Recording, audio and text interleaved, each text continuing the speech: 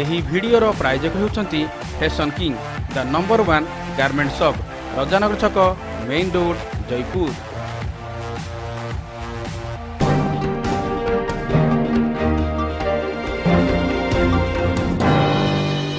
आज हिंजड़र वासी पाखे मुंदे पीवा पानी नहीं सेठी आज बेरोजगारी समस्या व्यापक मात्रा बढ़ुची तेणु ए स्पष्ट जना पड़ुची जे हिंजड़ू निर्वाचन लड़वा सहज नुह तार अनुभव आज दुईटी जगार निर्वाचन लड़वार कथा को देखने जना पड़ुची। द्वितीय कथा हूँ जो महिला सशक्तिकरण कथा कहते से कौन पुरुषर सीट में छिड़ाई पारि था तेणु ये कि प्रकार महिला सशक्तिकरण जड़े महिला सीट को काटी सेठी प्रार्थी हवा ये स्पष्ट भाव में गोटे महिला विरोधी मनोभावर स्पष्ट परिचय दूची।